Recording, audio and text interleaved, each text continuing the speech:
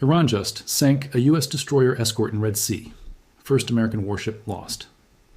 Since 1988, March 22nd, 2026, 0347 hours local time, the USS Samuel B. Roberts, an Oliver Hazard Perry-class frigate operating in the Red Sea, transmitted a distress signal reporting multiple incoming contacts. 14 seconds later, the transmission cut off. Satellite imagery confirmed at 0402 hours that the Samuel B. Roberts was no longer transmitting its identification beacon. By 0530 hours, debris field and oil slick confirmed what the Pentagon would spend the next 18 hours refusing to acknowledge publicly.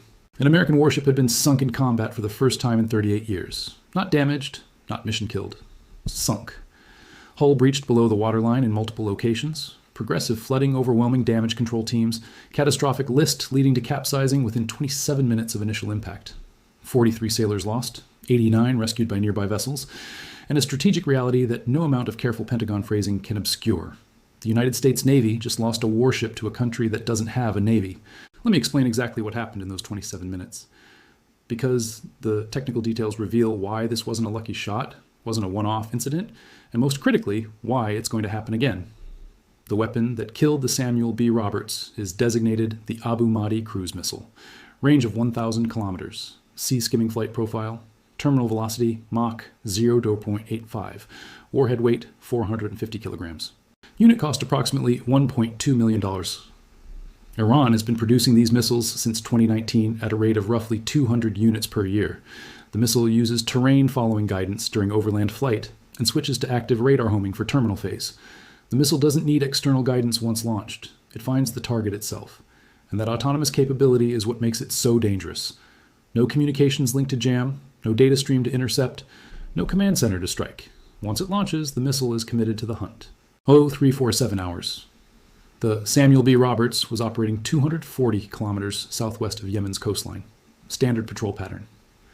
The ship's AN/SPS-49 air search radar detected multiple small contacts at low altitude, range 85 kilometers, bearing 047 degrees relative. Classified as potential anti-ship cruise missiles based on speed and flight profile. The ship's Combat Information Center calculated time to impact. Approximately 6 minutes at current closure rate, defensive systems went to full readiness. Mark 13 missile launcher prepared to engage with SM-1 standard missiles.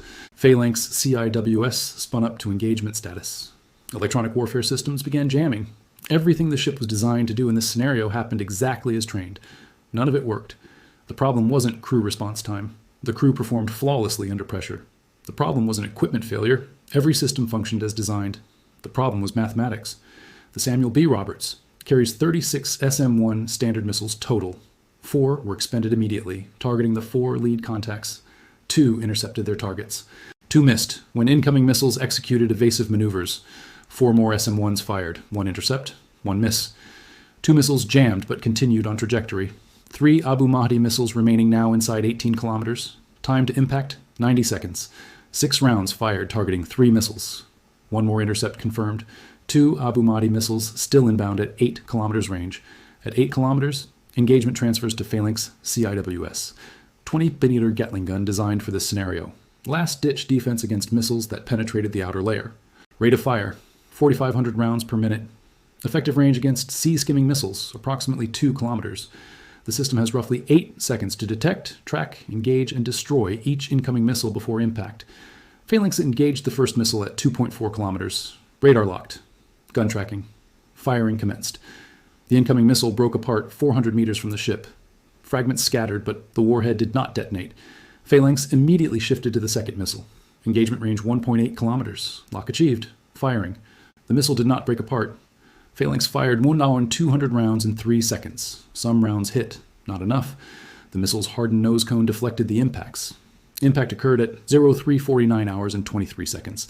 Starboard side, just aft of amidships. The 450-kilogram warhead detonated on contact below the waterline. The explosion breached the hull across a 6-meter section, flooding 2 compartments immediately. Here's what makes that breach unsurvivable.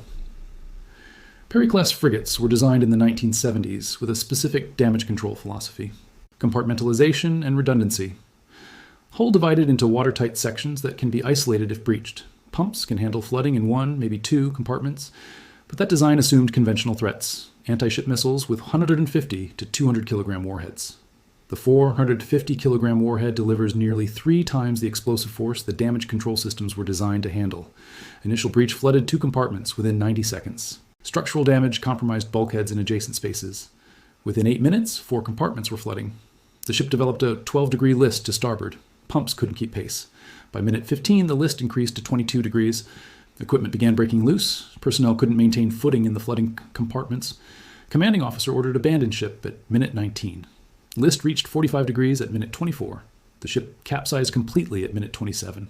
Hull inverted, sinking bow first into 340 meters of water.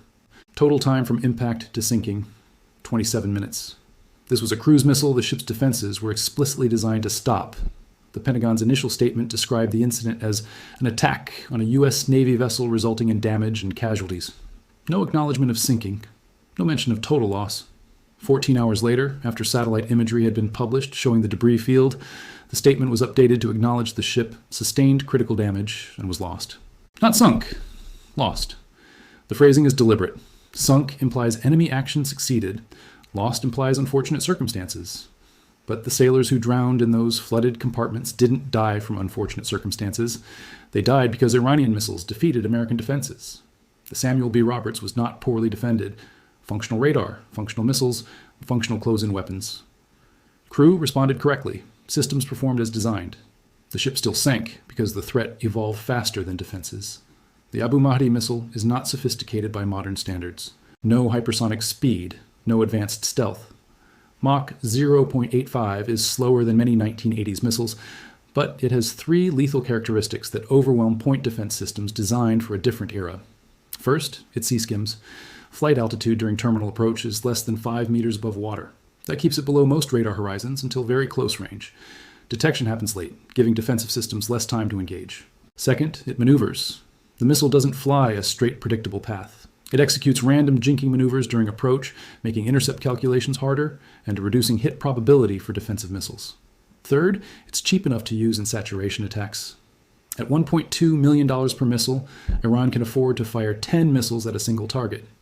The U.S. Navy cannot defend against 10 simultaneous missiles, with a ship that only carries 36 defensive missiles total and burns through them at 2 to 3 interceptors per incoming threat. Let me show you the mathematics that explain why this ship was doomed the moment Iran decided to target it. Samuel B. Roberts carries 36 SM-1 missiles. Each SM-1 costs approximately $600,000. Total defensive missile inventory value, $21.6 million. Probability of kill against a sea-skimming maneuvering target, approximately 60% per interceptor. Standard doctrine, fire 2 interceptors per threat to achieve 84% combined kill probability. The ship can engage 18 incoming missiles with reasonable expectation of destroying 15 of them. If Iran fires 20 Abu Mahdi missiles, 5 get through. If Iran fires 30 missiles, 15 get through. 1 hit below the waterline mission kills a Perry-class frigate. 2 hits sink it. Iran fired 4 missiles. Ship shot down 2. 1 destroyed by phalanx, 1 hit. Ship sank. Calculate what happens if Iran fires 10 missiles, or 20. The ship expends its entire inventory and still takes multiple impacts. Iran has approximately 400 Abu Mahdi missiles in inventory. The U.S. Navy has 9 ships currently operating in the Red Sea and Gulf of Aden. If Iran allocates 50 missiles per ship, that's 450 missiles total. The 9 ships combined carry approximately 270 defensive missiles. The math doesn't work. Defender runs out of interceptors before attacker runs out of missiles. This is not a new problem. The Navy has understood missile saturation threats since the 1970s. The solution was supposed to be layered defense. Long-range missiles engage threats at maximum distance. Medium-range missiles engage leakers. Close-in weapons handle penetrators. This works when incoming threats are small numbers. It fails when attackers fire more missiles than defenders can intercept. That's the structural shift now undeniable in the Red Sea. Cost-exchange ratio has inverted. Attacker spends $1.2 million per missile. Defender spends $600,000 per interceptor and needs 2 per threat. Defender spending more to defend than attacker spends to attack. Defender has finite magazine depth. Attacker has hundreds in reserve. Last time the Navy lost a ship in combat was April 14th, 1988. The USS Samuel B. Roberts, namesake of the ship just sunk, struck an Iranian mine in the Persian Gulf. The ship survived. Damage control kept it afloat. That was a $10,000 mine. 38 years later, Iran used a $1.2 million missile with active guidance and 450-kilogram warhead. The ship sank in 27 minutes, despite every defensive system working as designed. The threat evolved. The defenses didn't. The Samuel B. Roberts was commissioned in 1986, designed to fight Soviet submarines in the North Atlantic. Weapons, sensors, defensive systems are 40 years old, incrementally upgraded but fundamental architecture from an era when anti-ship missiles were subsonic, non-maneuvering, fired individually. Modern missiles are faster, smarter, come in swarms. Ship defense is never designed for this threat environment. You cannot add missile cells to a hull not designed for them, cannot increase phalanx guns with no deck space. The ship is fundamentally obsolete for the threats it now faces. The Navy operates 9 Perry-class frigates in active service. All have the same limitations. 36 missiles, 1 phalanx gun, 1980s radars. If Iran uses saturation attacks, every ship is vulnerable. Arleigh Burke-class destroyers carry 90 to 96 missiles depending on configuration. Against 50 incoming missiles, a Burke fires 100 interceptors, expends its magazine, still takes hits. Ship might survive with better damage control, but it's out of ammunition and combat ineffective. The Navy has war-gamed this scenario for years, adversaries using missile saturation to deplete magazines faster than reload.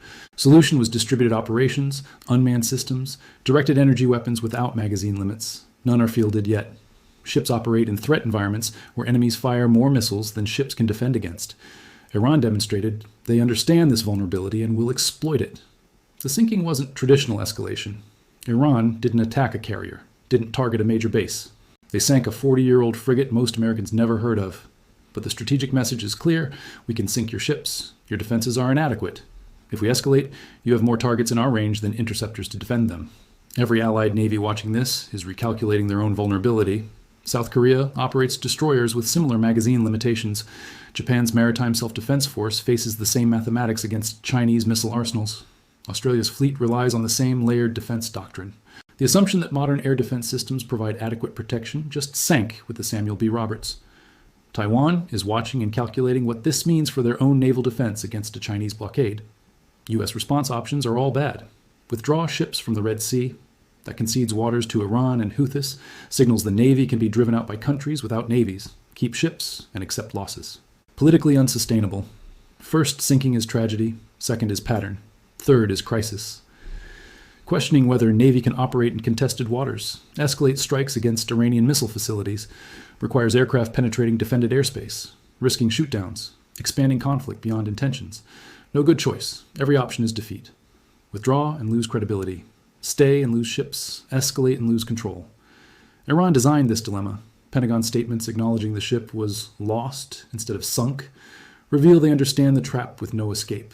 Share this video because mainstream coverage shows wreckage and rescues, not showing cost exchange ratios, making this sustainable for Iran and unsustainable for the United States. Not showing magazine depth calculations, explaining why this happens again. Not showing strategic recalculation in Allied capitals as they watch American naval power prove vulnerable to threats it was supposed to dominate. Both narratives are true. Only one matters for what comes next. Samuel B. Roberts is 340 meters below the Red Sea, 43 sailors dead, and the strategic assumptions that American ships can operate anywhere with acceptable risk just drowned with them.